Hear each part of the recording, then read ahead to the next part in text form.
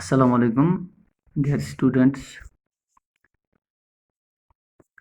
Our today's topic is Nepal, monarchy and democracy. So it is class 12th, subject political science. और हमारा आज का topic जो हमारा हमसाया मुल्क है नेपाल, इसमें जो मोनार्की सिस्टम और डेमोक्रेसी दोनों को हमने देखा आज तक, तो यही हमारा आज का टॉपिक है। तो जैसे कि हम सबों को पता है कि नेपाल जो है वो एक हिंदू किंगडम है और वहाँ पे पहले से ही मोनार्की सिस्टम कयाम थी, मोनार्की सिस्टम मौजूद थी। तो मोनार्की सिस्टम क्या है? ये एक ऐसी गवर्नमेंट होती है जिसमें एक पर्सन या जिसको मोनार्क कहते हैं वो हेड ऑफ द स्टेट तब तक रहता है जब तक वो जिंदा है, तो इसको मोनार्क कहते हैं और इस सिस्टम को मोनार्की सिस्टम कहते हैं। तो नेपाल जो कि एक हिंदू स्टेट थी उसमें भी इसी तरह से ये जो मोनार्की सिस्टम था वहाँ पे मौजूद था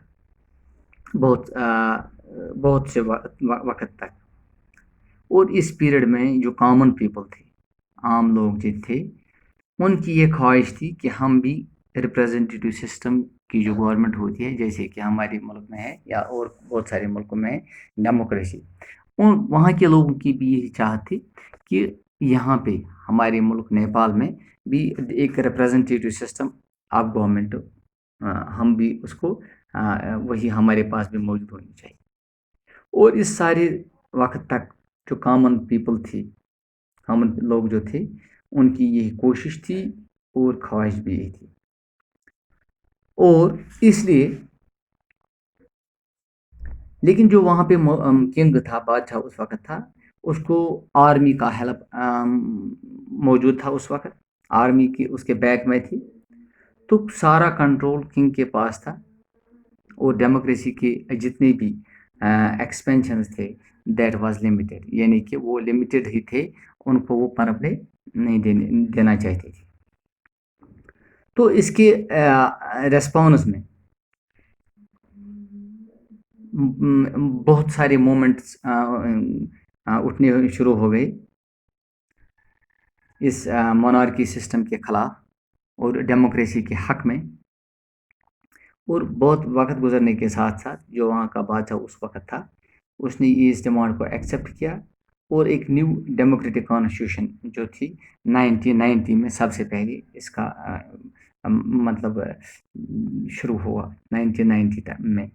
तो जो डेमोक्रेटिक रिजीम्स थी उस वक्त, लेकिन वो ज़्यादा देर चल न सकी, दैट वाज शॉर्ट लिव्ड। या डेमोक्रेटिक सिस्टम जो था वहाँ का, दैट वाज शॉर्ट लिव्ड और अनस्टेबल भी थी। तो 1990s में जो माओइस्ट रेबल्स थे, एक आर्मर्ड एग्रेशन, मतलब फौज का जो जमाव था उस वक्त मोनार्क के अगेंस्ट और रूलिंग रिजीम्स के अगेंस्ट खड़ा होने शुरू हो गई, जिसके नतीजे में बहुत सारे क्लैशेस वहाँ पे हो गए किंग्स फोर्स के दरमियान और माओइस्ट गुरिल्लास जो थे उन दोनों के दरमियान। और पावर शेयरिंग या जिसको पावर कन्फ्लिक्ट हम कहते हैं, वो इन तीनों के दरमियान, यानी बादशाह के दरमियान, माओइस्ट्स और डेमोक्रेट्स के दरमियान, तीनों के दरमियान कन्फ्लिक्ट रह गई, ये कन्फ्लिक्ट सा उड़ गया। और 2002 में किंग ने डिसमिस किया इलेक्टेड गवर्नमेंट जो थी और वहाँ पे फिर एक दफ़ा एब्सोल्यूट मोनार्की जो थी उसको फिर कायम किया। तो वक्त गुजरने के साथ साथ जो ये किंग था वो भी अपने इस मिशन में ज़्यादा देर कामयाब नहीं रह सका, और क्योंकि वहाँ पे उस वक्त फिर अंदरूनी बगावत का सामना उसको करना पड़ा। तो एक मैसिव प्रो डेमोक्रेसी मूवमेंट्स 2006 में फिर शुरू हो गई और जिस बादशाह ने इस असेंबली को डिज़ोल्व किया था उसको रेस्टोर करना पड़ा बाद में, यानी पहले उसको डिज़ोल्व किया था, बाद में उसी को रेस्टोर किया, यानी उसको फिर अपना पावर जो था वापस दे दिया 2006 में। तो उस वक्त वहाँ की जो पार्टी थी जिसको हम 7 पार्टी अलायंस भी कहते थे, उसके हाथ में फिर ये जो मोमेंट थी सब कुछ कंट्रोल उसी के हाथ में था। फिर भी हम उसको उस वक्त जो नेपाल जो शिफ्ट था, मतलब शिफ्ट था किस चीज़ का, डेमोक्रेसी की तरफ, मोनार्की सिस्टम से डेमोक्रेसी की तरफ जो शिफ्ट था, ये अभी हम उस वक्त तक उसको फिर भी कंप्लीट नहीं मानते थे, क्योंकि अभी पूरी तरह से डेमोक्रेसी ग्रास रूट लेवल पे मौजूद नहीं थी, और नेपाल को उस वक्त डिक्लेयर किया गया एक सेक्युलर स्टेट। और उस टाइम जो था एक माओइस्ट रेबेल जिसका नाम था जीपी कोरेला, तो उस टाइम उसके मतलब उसके तहत ये मोमेंट पूरी तरह से चल गई। और फिर बाद में मुख्तलिफ वक्त तक इसका इनका मतलब डेमोक्रेसी के फेवर में फिर 2007 में, 2008 में, और लास्ट पे 2010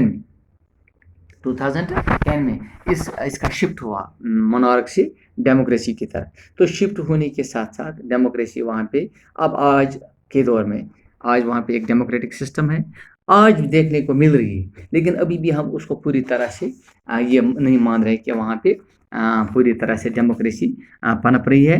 हालांकि आज के दौर में वहाँ पे एक डेमोक्रेटिक सिस्टम है, लेकिन पिछले दौर का जब हम उससे तायन करते हैं, हम देखते हैं कि क्या क्या हुआ, तो इस लिहाज से, लेकिन आज के दौर में वहाँ के लोग फिर भी डेमोक्रेसी एंजॉय करते हैं। और हम ये अंदाज़ा लगाते हैं या यकीन करते हैं कि आगे भी इस डेमोक्रेसी का वहाँ पे पूरी तरह से ग्रास रूट लेवल में इसका पूरी तरह से अब लोग इसको एंजॉय कर सकेंगे।